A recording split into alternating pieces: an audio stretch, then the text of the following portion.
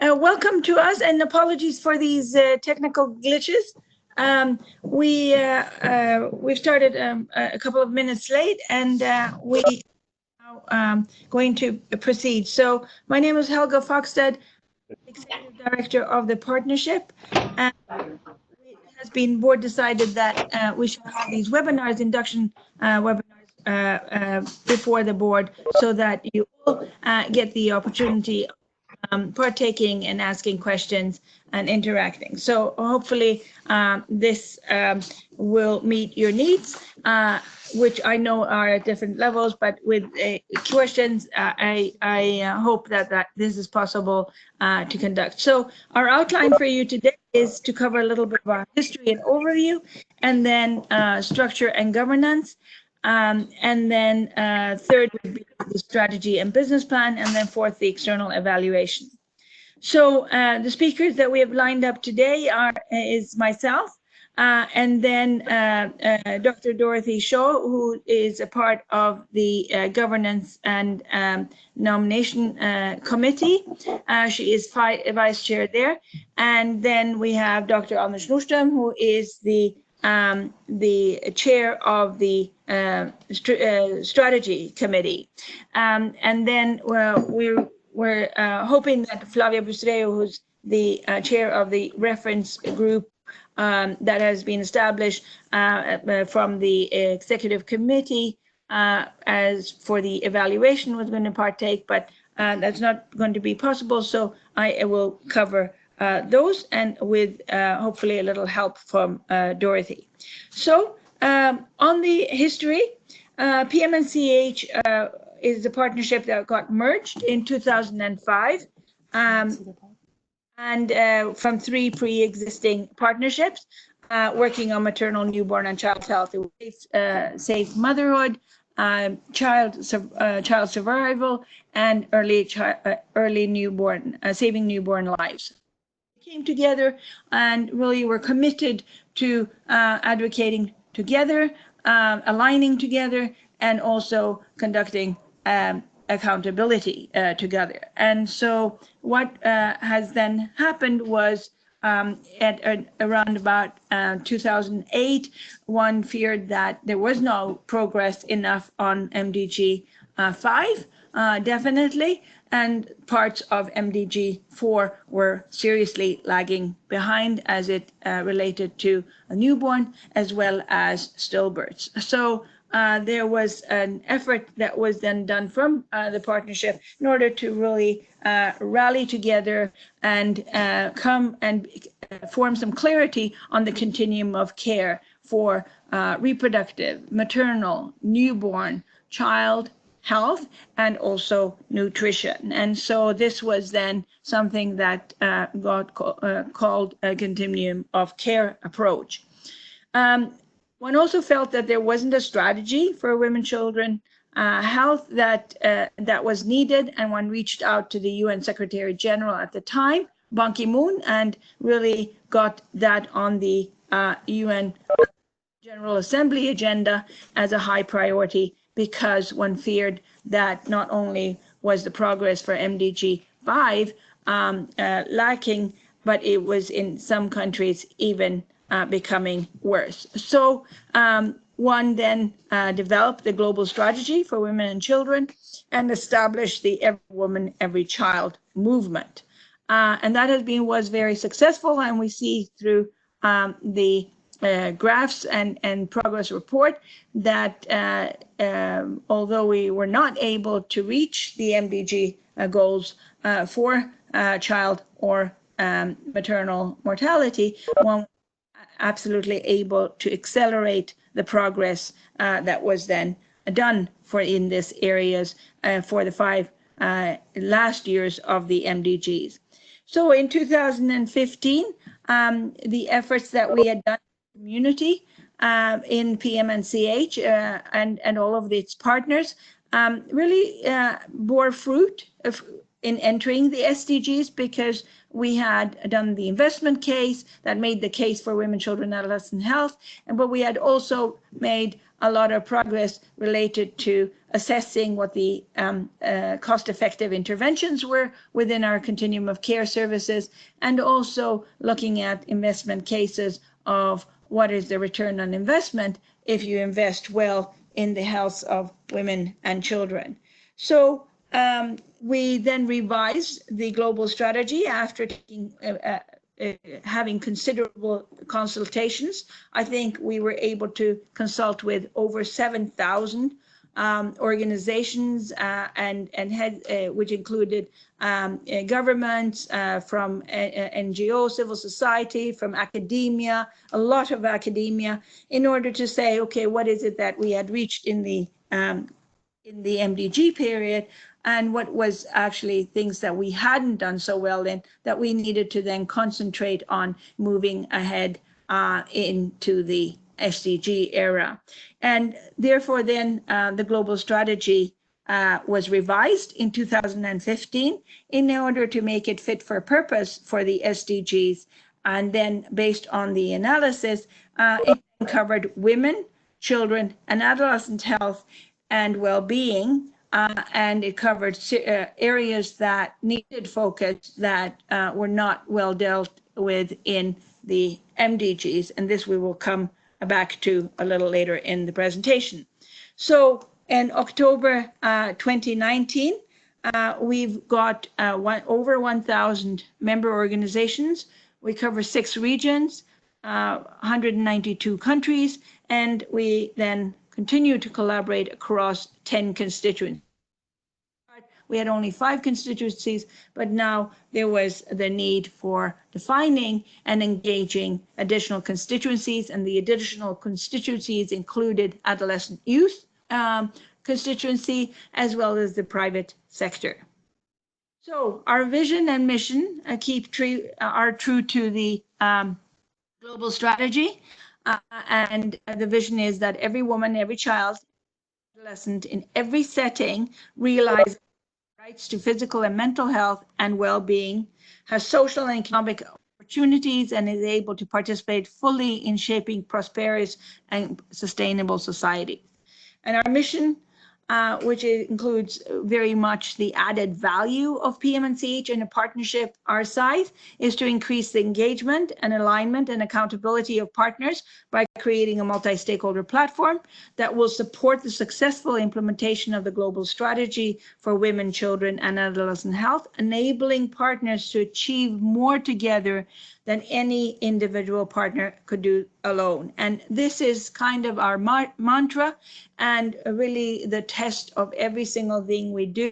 We have to make sure that it proves the test of doing more together than alone. We must not duplicate any efforts. We must not build on existing, and we must not compete with any of our partners, but indeed we must facilitate that they come more together and stronger together than they could do alone. So our 4 function areas include alignment, analysis, accountability, and advocacy. And the analysis is not to generate knowledge, but more to facilitate and put knowledge together in a powerful way. Like, for example, creating the investment case of women, children, and adolescent health, or the investment case of financing better together and aligning financing better. And so that is very much the thrust of our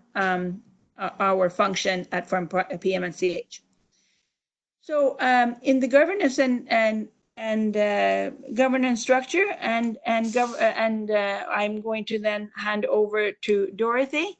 Dorothy has been a former president of FIGO, and is part of the Healthcare Professional Association constituency, and is currently the vice chair of the Governance and Nomination Committee, as well as a member of the Evaluation Reference Group. Over to you, Dorothy.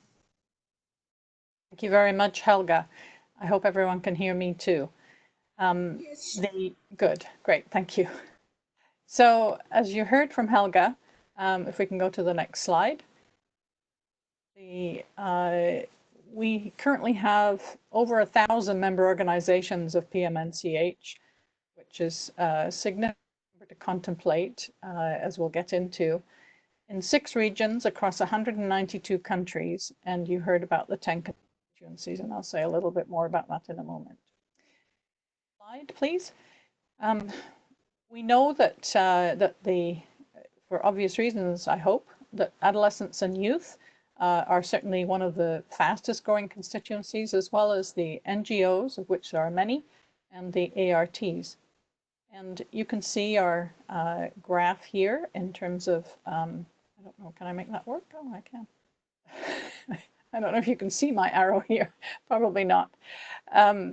So you can see that our NGO constituency is actually the largest overall, and we'll come back to the distribution of the different constituencies on the board later. The next slide, please. Our over 1,000 partners are mostly in the Americas and in Africa. You can see from this pie chart that Africa actually is the largest overall, with the Americas following soon thereafter.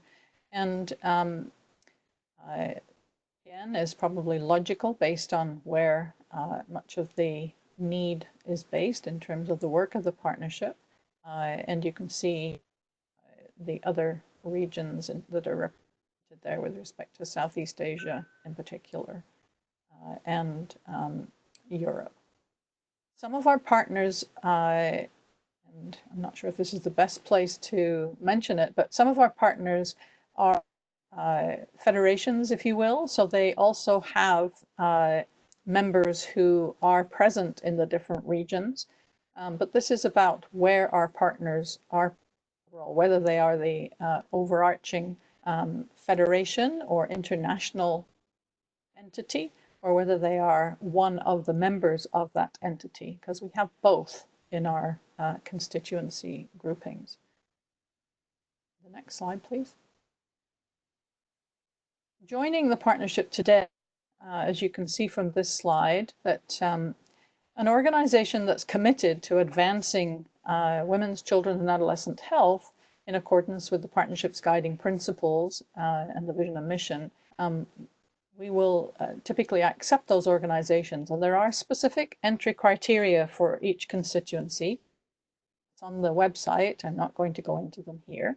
And there are also exclusion criteria for the private sector that are in accordance with WHO regulations that I suspect you're familiar with, including, as you can see, production of breast milk, substitutes, tobacco, and firearms are reasons for exclusion in terms of membership in the partnership. Our 10 constituencies are represented here, and I think I'm not going to read each one of them.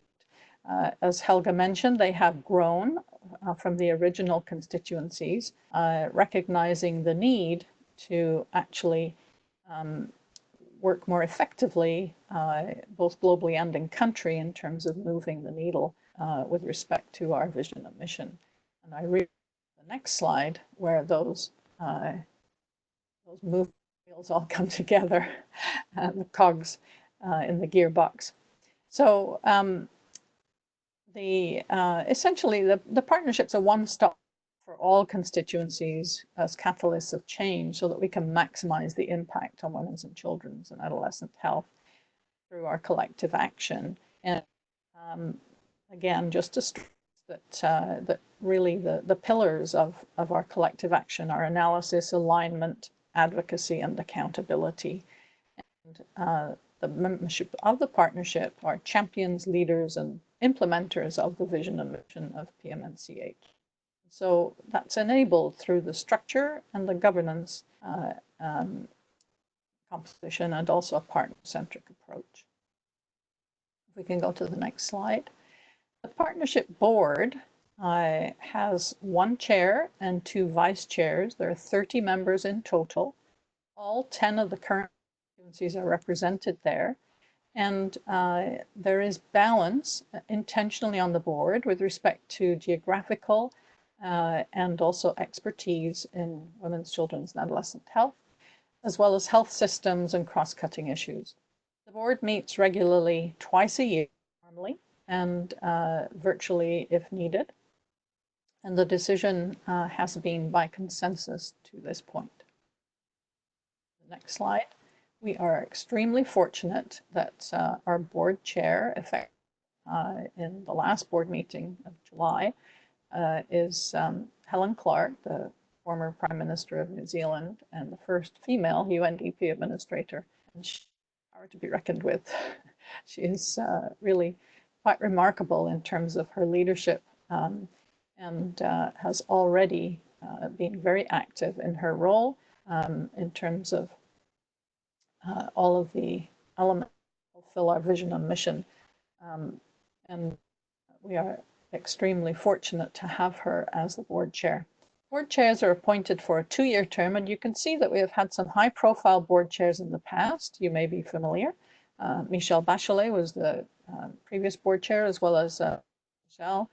And so it is very important for the partnership to be able to have the kind of influence that, that we plan for, given our constituencies and the breadth of our mandate, so that to have a board chair who is able to influence in the spheres in which that's necessary is critically important to us. The next slide speaks to the mandate of the partnership board. And and you can see that essentially it's in 2 dimensions: support of the Every Woman, Every Child movement and governing the partnership as an organizational entity. And similarly, when you break that down further, it's to give voice to the multiple constituencies, as well as providing space to reach consensus and to monitor the effectiveness of all the sectors in achieving the goals of the global strategy. And for redress and obviously unified accountability framework. As well, you may not be aware, but we do provide secretariat support to the Independent Accountability Panel. Next slide, please. Next slide, sorry. Oh, got it, thank you. We do have a partners forum organized for all of the partnership organizations at large. It assembles about every 3 to 4 years. There was one last year in India, and those 10 constituencies, as you know, are represented on the board as well as its standing committees. The board is responsible for strategic decision-making and oversight. And in addition to the chair and 2 vice chairs, each constituency is assigned a number of seats and represented through board members and alternates. The board term is 2 years, renewable once. And from each constituency, board members, there's a chair for each constituency that's selected, and that chair sits on the executive committee. The executive committee is essentially delegated by the board for operational decision-making and oversight. And in addition to chairs from the 10 constituency groups, the chairs of the it's actually the Strategy and Finance Committee, we'll get to that in a moment, and the Governance Nominations Committee also sit on the Executive Committee, and the World Health Organization has a permanent seat as the host organization. In the past, the chair of that Executive Committee has varied, but we are again fortunate that Helen Clark, our board chair, has agreed to chair the Executive Committee. We're changing, and you'll hear more about that from Anders, from a Strategy and Finance Committee to a Strategy Committee. And the Strategy Committee provides overarching advice and recommendations on the strategic priorities related to women's, children, and adolescent health, and how to position us best with respect to the global health architecture. That Strategy Committee, again, represents the constituencies in terms of its membership as well as a chair. Some nomination, and the as Anders Nordstrom is joining us later. The Governance and Nominations Committee is chaired by Flavia Bustreo and is there to ensure effective governance, oversee the nomination process, and questions that may arise. And again, has membership representing constituencies. And we're in the process of looking at the board manual and refreshing it, and we'll do a combination with the review of the partnership, which you'll hear about later. Next slide. So this is an organogram and gives you some idea in terms of the structure, there are only 3 committees of the board. And in effect, they all report to the board, even though the organogram may strategy and finance and governance and nominations reporting to the executive committee. They're very much part of the executive committee, but in effect are advisory to both it and to the board. There are some ad hoc working groups, and I think I'm trying to remember if there's another slide that tells you what those are at the moment, but those come and go depending on the needs. And at the moment, I believe that there are 3 working groups that are in the process of either being already formed. And you'll hear more about those. The Secretariat is critical to our function. We are hosted by WHO in Geneva, and the day-to-day administration is a significant workload for our Secretariat. And if you go to the next slide, you see that each constituency does have a focal point within the Secretariat that supports the work of the constituency as well as the chair. And the governance and partnerships all team with the Secretariat that will support the governance, the management of constituencies and partner engagement. And that can be a very significant reach. Slide, I think, is to hand over to Anders. So just to say that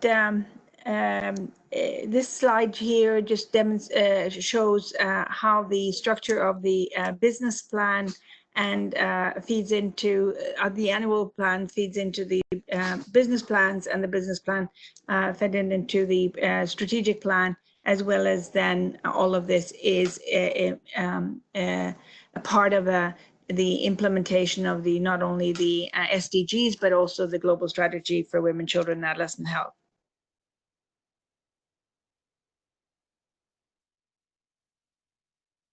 We're just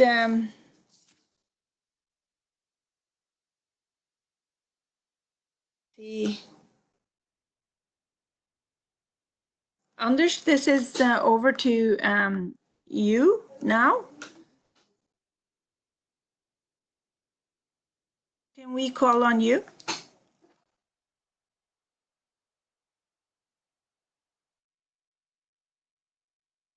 Do you hear me?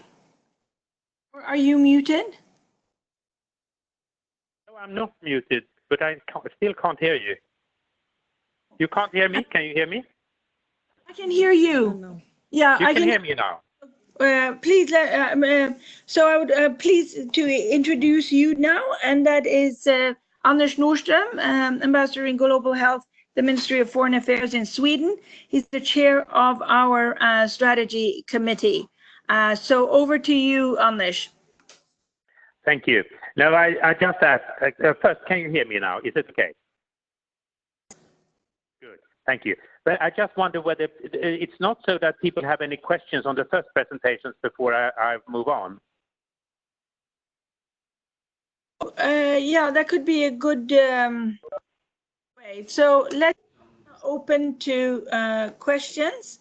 Either your questions, either if you unmute or that you post your questions on the webinar panel.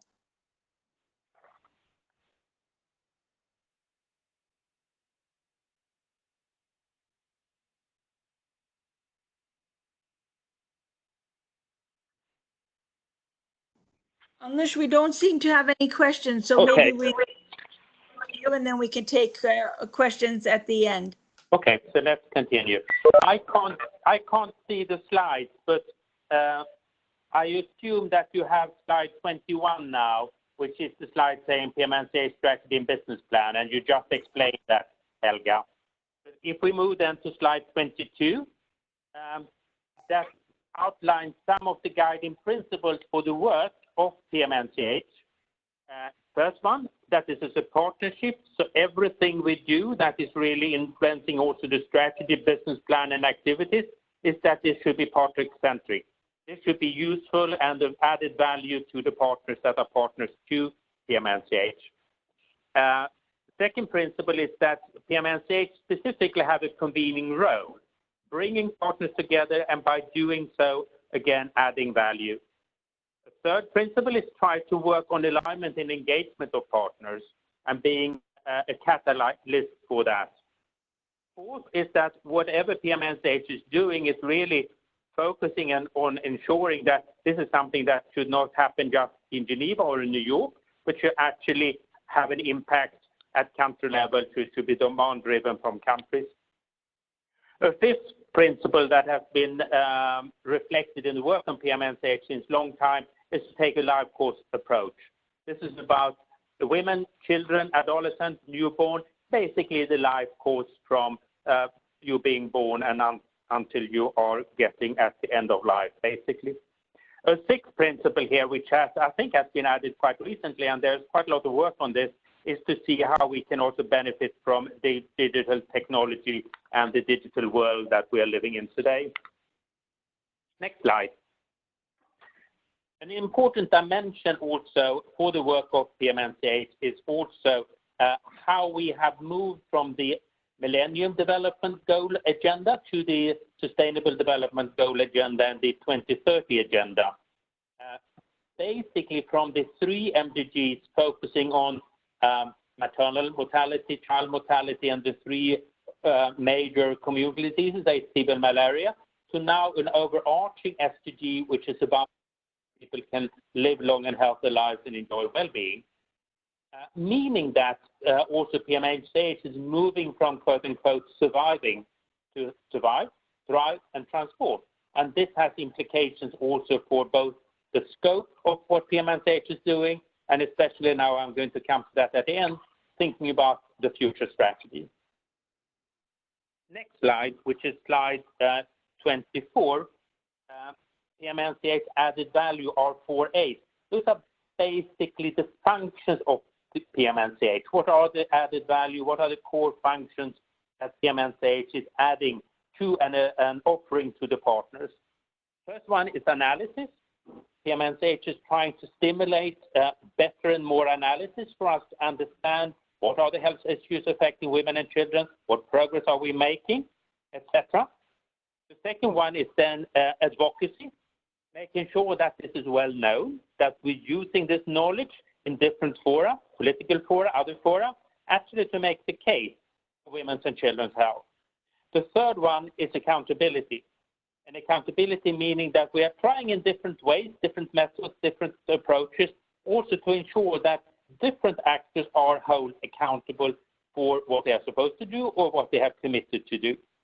And the fourth one is about alignment. That is trying to get the whole systems to work more effectively together. So that leads me into the next slide, which is slide 25, which is called the EVAC architecture. This is very internal jargon, but it's basically every woman, every child architecture.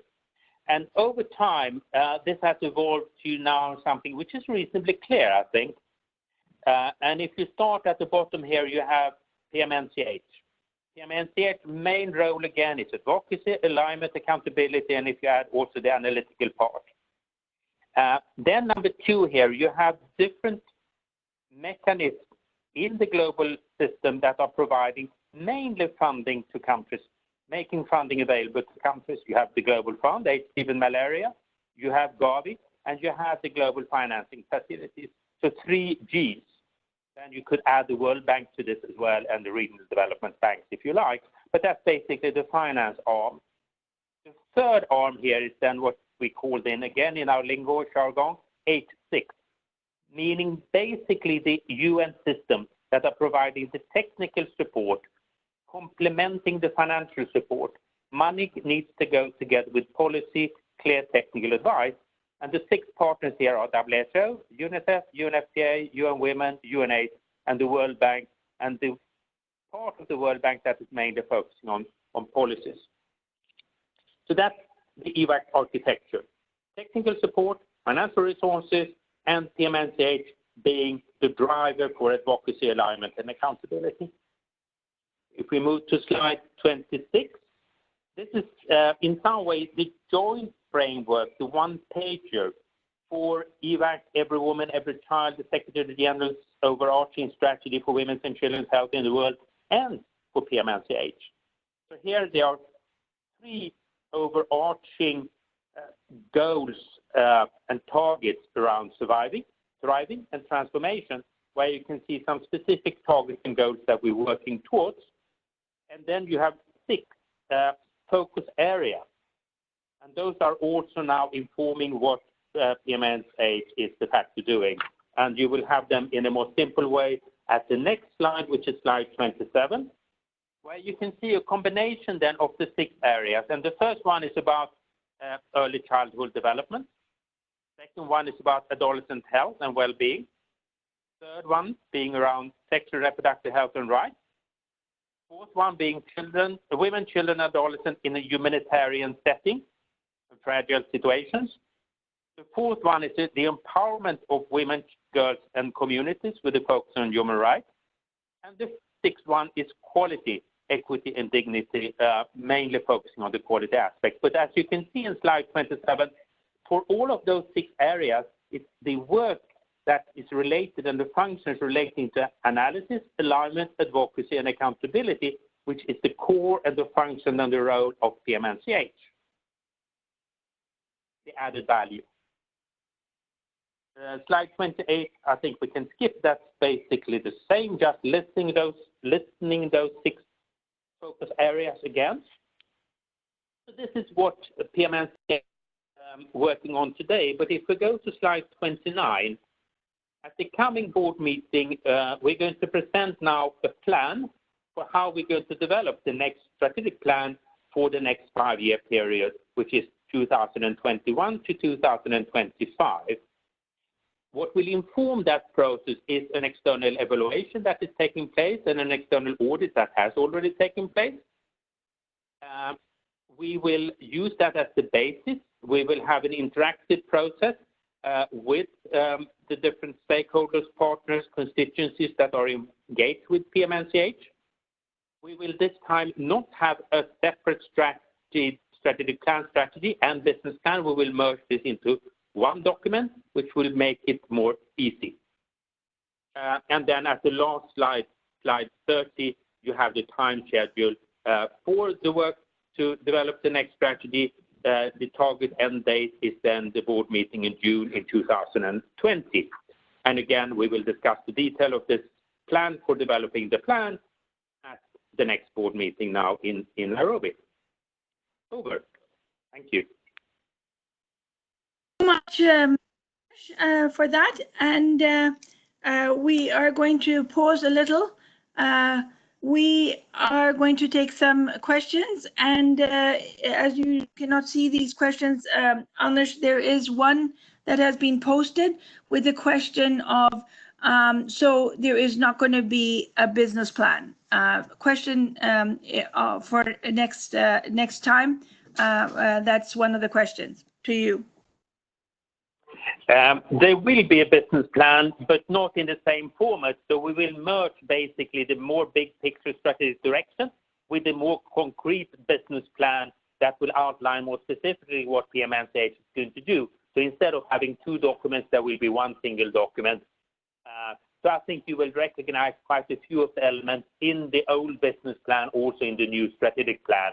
So it might be just playing with words, but what is important here is to simplify. And then on top of that, there will be rolling work plans, which are then specifically for the Secretariat. But the strategy, what we hope also, that this is going to be a strategy for the partnership at large, not just for the work of the Secretariat, but really a strategy that can guide and can inspire the partners to PMNCH. Over.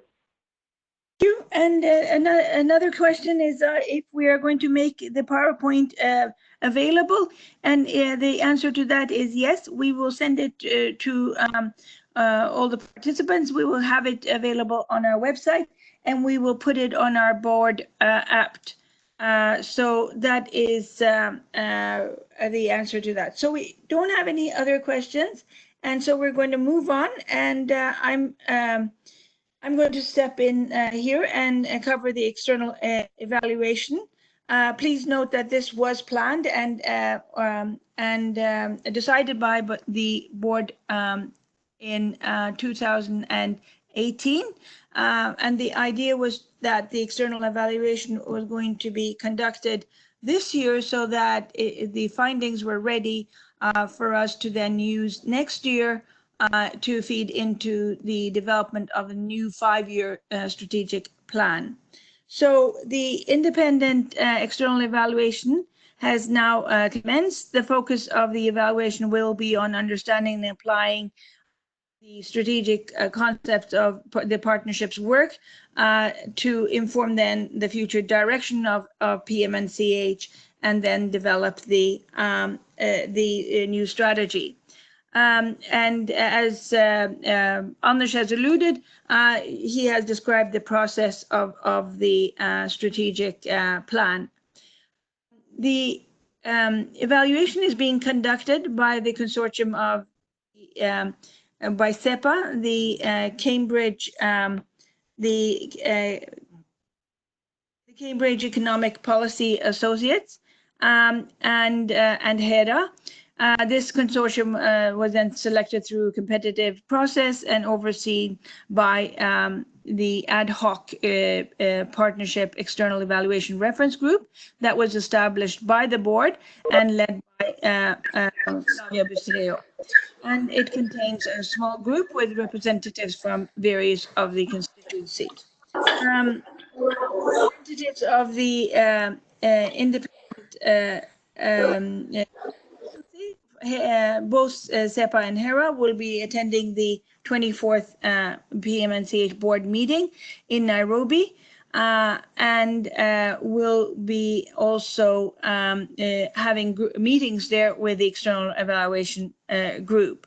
This board meeting represents an opportunity for those participating to reflect on PMNCH's work over the last years and to voice ideas about future direction. And what I can also tell you is that in 2019, we have also been, there has also been conducted a WHO external audit, and there has been also an independent review of the Partners Forum, which is our big conference that happens every 3 to 4 years.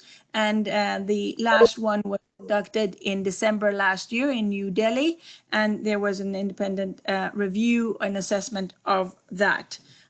We have also conducted other smaller reviews, including an assessment of the adolescent youth constituency engagement, as well as a survey of the ART constituency, which is the Academic Research Teaching Institution engagement, and also other pieces. Simultaneously, there is an external evaluation of the independent accountability panel, which we in PMNCH host. And so their work is also being evaluated currently, and will also to the new strategic plan. So this then finalizes the everything about the external evaluation. May I now open to any questions, please?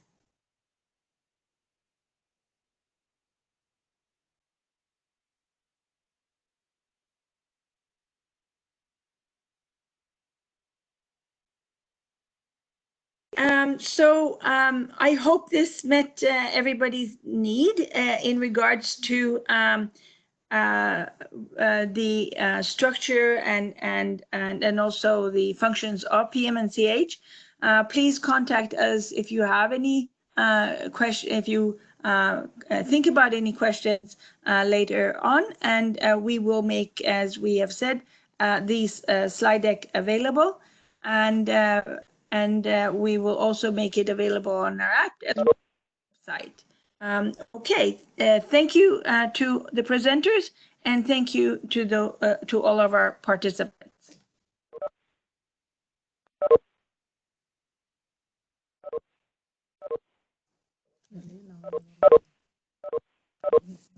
Somebody's recording. Let me just go and see.